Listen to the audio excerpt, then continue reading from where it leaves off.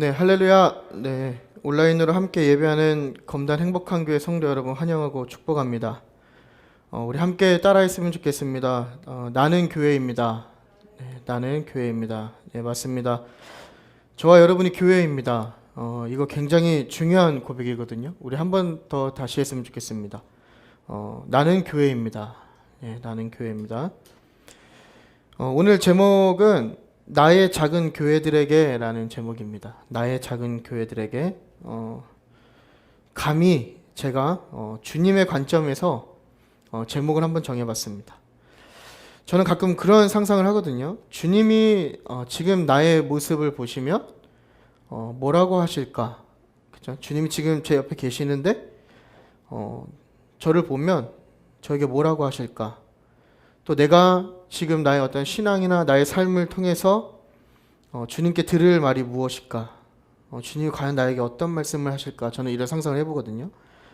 좀 더 넓게 생각해보면 여러분들에게, 여러분 자신에게, 그리고 더 넓은 의미에서 이 교회에게, 나아가서는 한국교회와 온 땅에 주님의 이름으로 세워진 교회에게 주님이 지금의 이 모습을 보면서 뭐라 말씀하실까 우리가 좀 고민해 볼 필요가 있다라는 거죠. 과연 지금 이 상황 속에서 또 지금 이 모습 속에서 주님이 과연 우리 옆에 계시다면 뭐라 말씀하실까? 오늘은 이 질문에 대해서 함께 말씀을 나누겠습니다. 2021년에 새로운 한 해가 시작되었죠.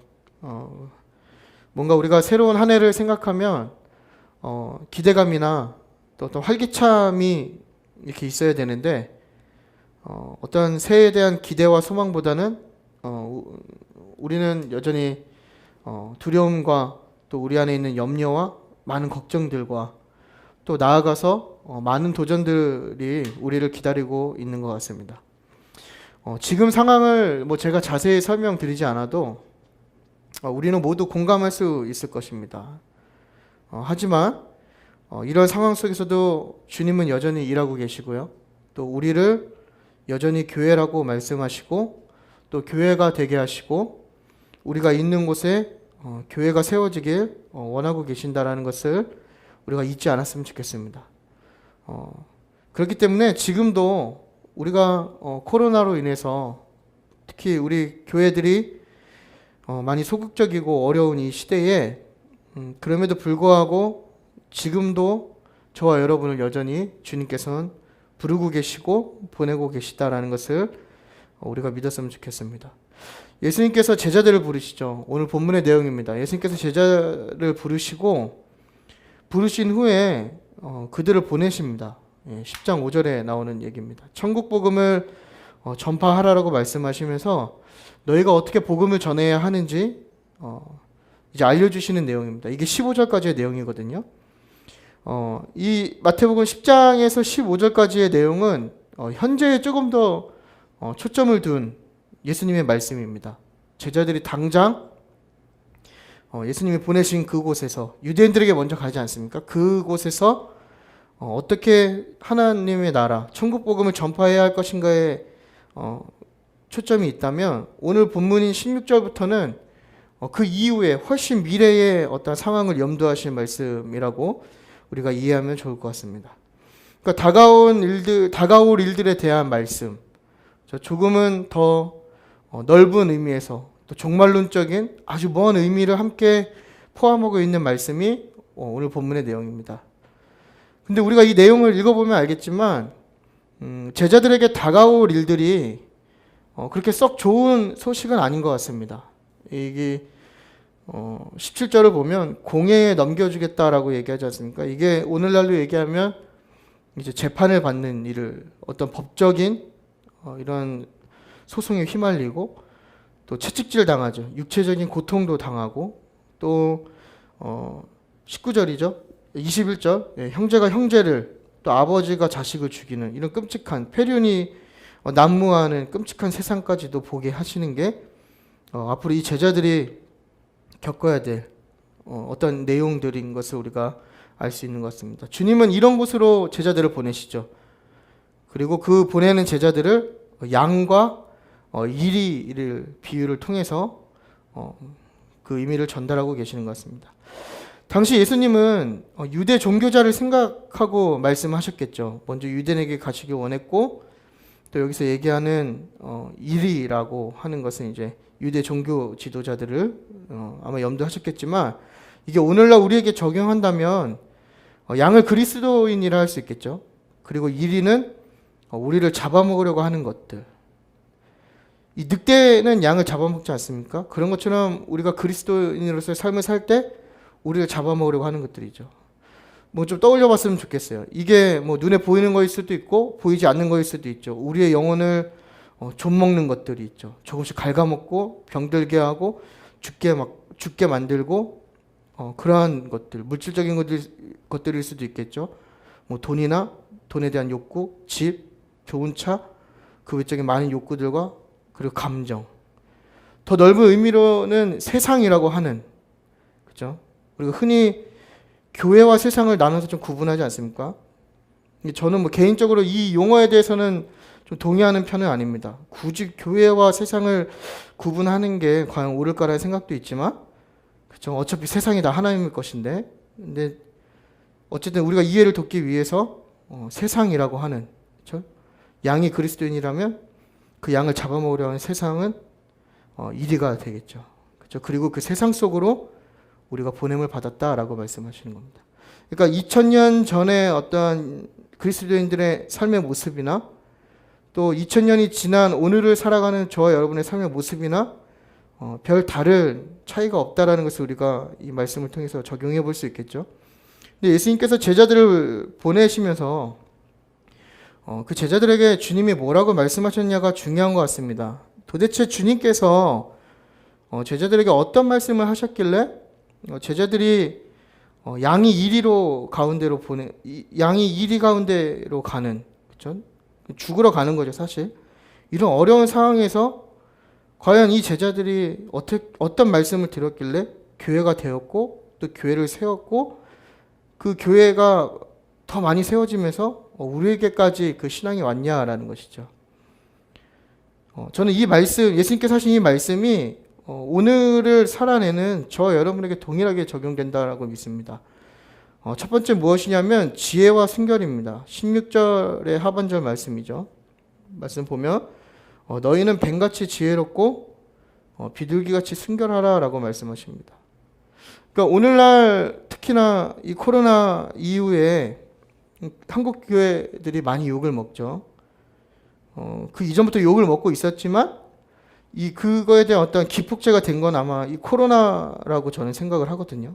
근데 어쨌건 교회가 그리스도인들이 많고 또 하나님의 이름을 세워진 교회가 어쩌다 세상에서 이러한 위치가 되었느냐, 그 이유가 무엇이냐 좀 고민해 볼 필요가 있는 것 같습니다. 주님께서는 뱀같이 지혜롭고 비둘기처럼 순결하라고 말씀하셨는데 우리의 삶은 뱀같이 독을 품고 비둘기 같은 머리를 가진 게 아닌가라는 생각을 해봐요. 반대로 생각하는 거죠. 지혜로워야 되는데 어리석고, 그렇죠? 어떤 뱀으로부터 그 지혜를 배워야 하는데 사람 죽일 수 있는 독을 품는 그러한 그리스도인들이 가득한 게 아닌가라는 생각을 하죠. 그러니까 그러한 사람들 때문에 이 교회의 어떤 위치가 또 교회의 영향력이 많이 감소하고 지금 우리가 느끼는 어떤 그런 압박을 느끼게 된 게 아니냐라는 것이죠. 주님께서는 지혜로움과 순결을 말씀하셨습니다. 이게 더 무겁게 좀 말하면 거룩함이죠. 지혜로움과 거룩함. 이 두 가지의 조화가 중요하거든요. 내가 너희를 세상으로 보낼 건데, 예수님께서 제자들에게 내가 너희를 세상으로 보낼 건데 너희가 무엇을 먼저 기억해야 되느냐? 지혜로워야 되고 거룩해야 된다라는 걸 얘기하는 거예요. 그러니까 오늘날 우리가 세상이라고 하는 그곳으로 나아갈 때에 예수님께서 우리에게 하시는 첫 번째 말씀이 뭐냐면 너희는 지혜로워야 되고 거룩해야 된다라는 것이죠. 그러니까 뭐 다른 걸 다 떠나서 지금 이 시기의 가장 큰 문제는 지혜롭지 못하는 게 아닐까요? 이 교회 안에서 지혜롭지 못하기 때문에 일어나는 많은 분열들, 다 자기들이 옳다라고 얘기하고 자기들의 방법이 정답이라고 얘기하는, 되게 지혜롭지 못한 거죠. 제가 인터넷에서 봤는데 인터넷에서 지금 어떠한 진영 논리가 있냐면 교회 안에서도 오프라인 예배만 옳다. 그렇죠? 그리스도인 교회라면 오프라인 예배를 꼭 드려야 된다. 또 반대로 온라인 예배가 옳다. 서로 싸우는 걸 봤어요. 예. 근데 지금 이게 문제가 아니죠. 사실 진짜 가장 큰 문제는 그리스도인이라고 하는 사람들이 분별력 없이 스스로가 그 교회 안에서 행동하고 있다라는 거예요. 마치 믿는 자들이라고 얘기하는 그 사람들부터가 마치 세상에 얘기하는 대로 교회가 어떤 코로나의 발상지처럼 생각하고 행동하는 게 더 큰 문제 아니겠습니까? 그렇죠? 그 두려움의 어떤 감정을 무시하고 그게 잘못됐다라고 얘기하고 싶은 게 아니라 어떤 삶 속에서 필요한 것들은 다 누리면서 정작 우리의 신앙을 이어나갈 땐 세상의 소리를 듣는 거죠. 마치 교회에 가면 코로나가 걸리는 것처럼, 마치 교회에만 코로나가 있는 것처럼.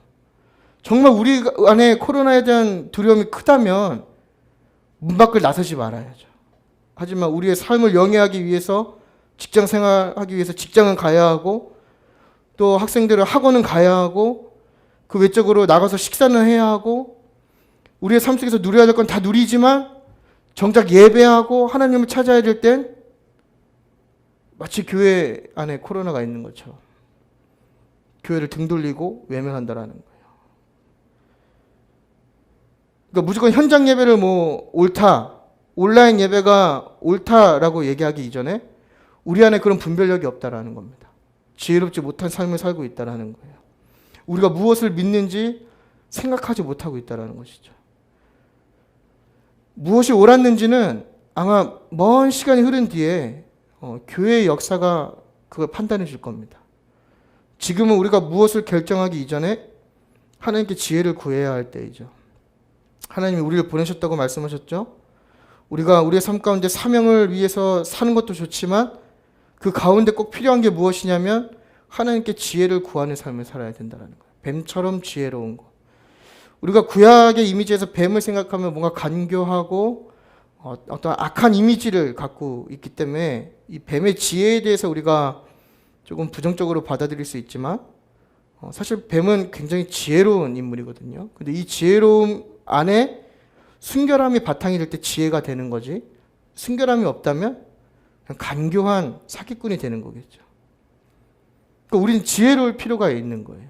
이 시대에 우리에게 주님이 말씀하신 첫 번째는 지혜로워야 된다는 거죠. 자꾸 우리가 지혜롭지 못한 행동을 믿음이라고 포장하니까 오히려 우리의 이런 행동이 교회를 욕먹이게 하고 주님의 이름을 더럽히고 있는 게 아닌지 우리가 우리의 삶을 먼저 점검할 필요가 있다는 것입니다. 지혜와 함께 우리는 순결해야 합니다. 흠이 없는 삶, 하나님 앞에 거룩한 삶을 살아야 되는 거죠. 누구 앞에서이죠? 하나님 앞에서입니다. 우리 잘 아는 라틴어이죠. 코람데오라고 하는 하나님 앞에서 하듯 하라. 이제는 이런 용어의 의미가 더 살아날 시대가 오고 있다고 저는 믿습니다. 환경이 중요하지 않죠. 내가 누구 앞에 서 있느냐가 중요한 거예요. 온라인 예배, 현장 예배 중요하지 않아요. 내 안에 하나님이 계시냐 이거예요. 내가 어떻게 순결함을 증명할 수 있느냐? 내 상황과 환경과 장소에 어떤 억압을 벗어나서, 눌림을 벗어나서, 영향을 벗어나서 내 안에 계신 하나님께 내가 집중할 수 있냐라는 거예요. 그게 바로 거룩의 첫 번째라는 거죠. 장소가 중요한 게 아니죠. 내 중심이 어디 있냐라는 거예요. 내가 컴퓨터 앞에 있어도 그것 가운데 내 중심이 하나님을 향하고 있으면 그곳이 예배하는 곳이죠.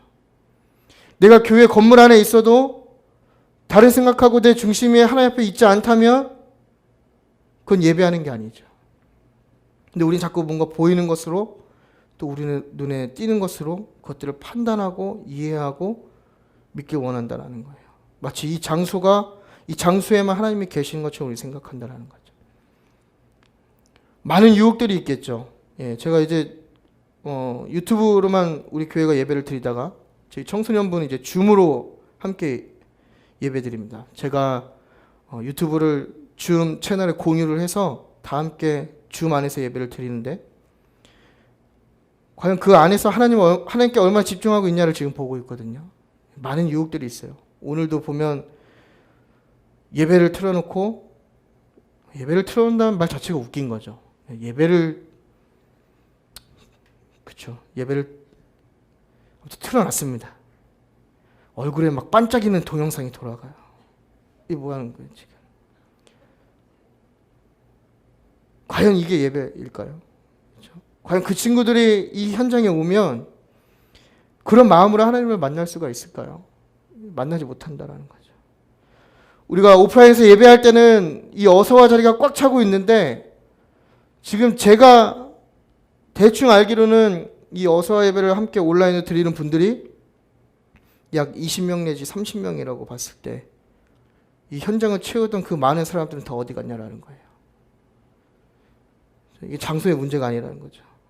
이건 내 중심의 문제라는 거예요. 온라인 때문에 나의 신앙이 약해진다?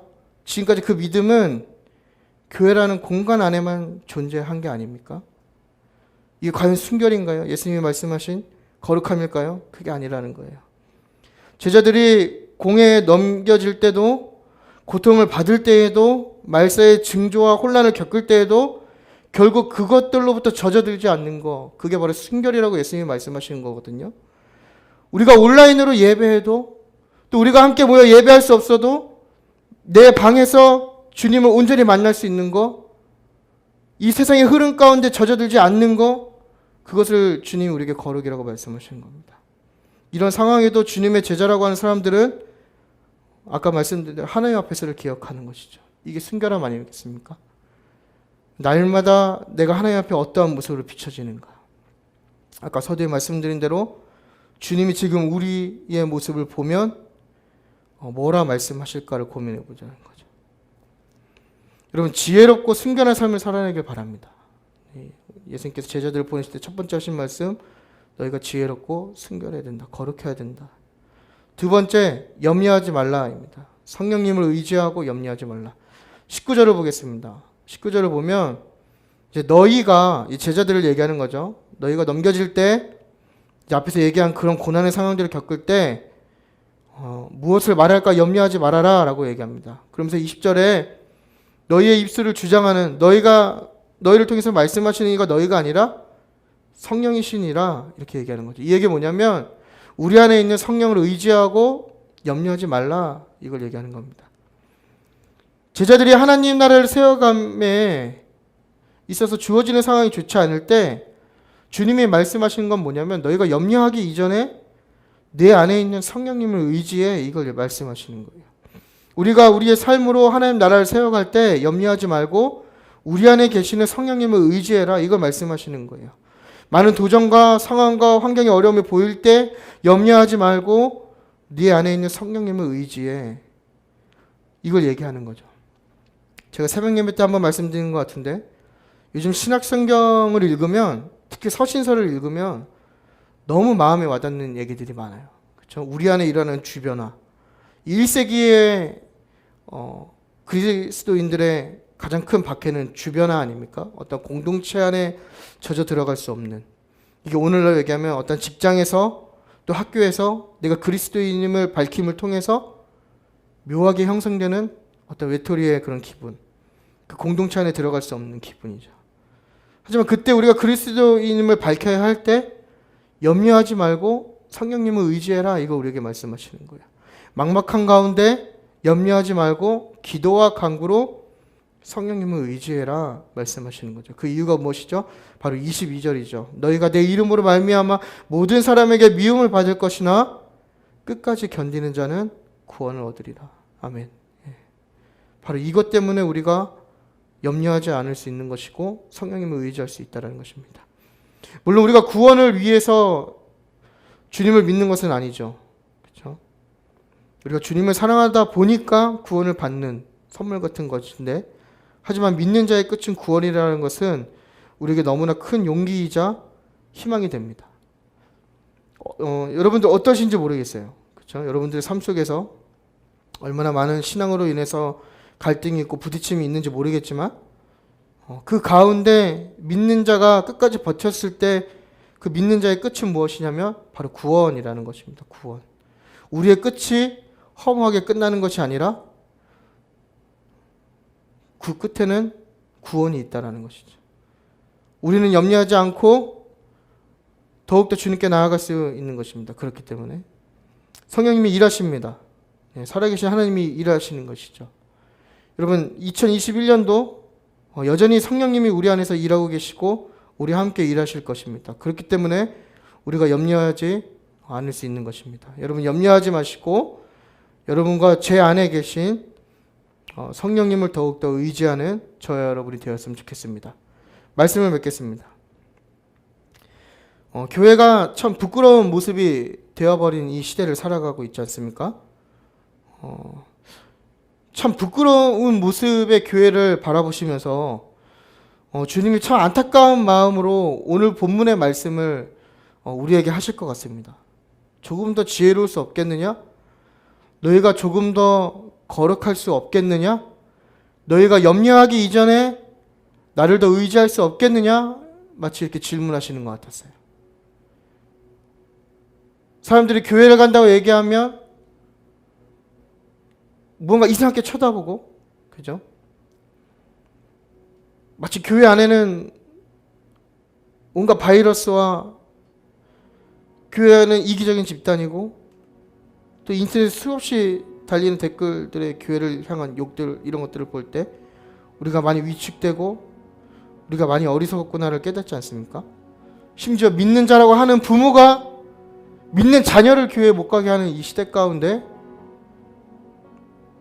과연 주님이 우리의 모습을 보시면서 뭐라 말씀하시겠냐 이거죠. 저는 그게 바로 오늘 본문이라고 생각합니다. 조금 더 지혜롭고 너희가 조금 더 순결하고 염려하기 이전에 나를 더 의지해라 라고 합니다. 여러분 어떠십니까?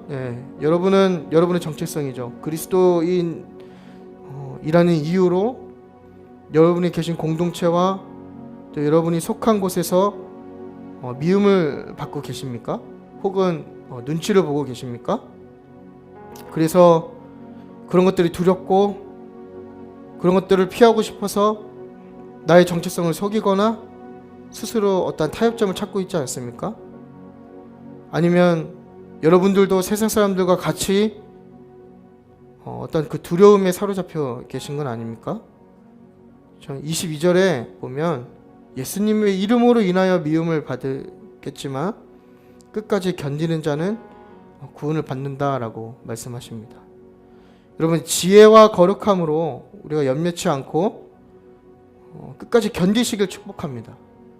견디시는 믿음이 우리 안에 있기를 바랍니다. 쉽게 타협하고 인정하고 희석되어 버리는 믿음이 아니라 지혜로운 가운데 거룩함을 들고 하나님께 나아가는 저와 여러분이 되었으면 좋겠습니다. 여러분 2021년도 사실 뭐 나아진 게 없죠. 작년 한 해가 정말 도둑 맞은 것처럼 아무것도 해보지 못하고 통째로 없어진 기분이죠. 근데 아마 21년도도 그러면 안 되겠지만 별 다른 분위기는 형성되지 않을 것 같은데 우리가 그렇다면 그러한 분위기 때문에 계속해서 무언가 두려움에 사로잡히고 염려 가운데 계시겠습니까? 아니죠. 주님이 우리를 세상 가운데 보내실 때 오늘 본문처럼 우리에게 말씀하시는 겁니다. 지혜롭고 순결하여라. 그리고 염려하지 말고 성령님을 의지해라 말씀하시죠. 여러분 21년도 저와 여러분 안에 계신 성령님을 더욱더 의지하시고 그분을 따라가는 저와 여러분이 되기를 바랍니다. 이 마태복음 오늘 본문이죠. 23절까지 우리가 봤는데요. 이 23절 이후에 어떠한 내용이 나오냐면 예수님께서 계속 두려워하지 말라고 제자들에게 말씀하십니다. 근데 그 이유가 뭐냐면 하나님께서 우리를 지키시기 때문이라고 얘기해요. 하나님께 우리가 되게 귀한 존재이기 때문에 우리가 두려워하지 않아도 된다고 얘기하거든요. 이게 오늘 본문의 어떤 핵심 메시지가 아닐까 싶습니다. 여러분 21년도 정말 하나님께 귀한 존재인 저와 여러분입니다. 그리고 예수님의 정말 귀한 핏값으로 우리는 작은 교회가 되었고요. 우리를 통해서 이 땅에 하나님의 나라가 세워지고 있는 것입니다. 기억했으면 좋겠습니다. 나는 하나님 나라의 저 작은 교회이다. 여러분들이 세워져야 이 땅 가운데 하나님의 나라가 세워질 수 있습니다. 우리가 우리의 사명을 붙들고 나아갈 때 지혜롭고 순결함으로 하나님께 나아갔으면 좋겠습니다. 여러분, 주님과 더욱더 교제하시는 올 한 해가 되었으면 좋겠고요. 좀 두려움에서 자유함을 느끼시는, 그래야 해서 승리를 만끽할 수 있는 저와 여러분의 2021년도가 되기를 축복합니다. 여러분, 이제 내일 또 세상으로 나아가지 않습니까? 세상 가운데서도 힘내시고 승리하십시오. 기도하시겠습니다.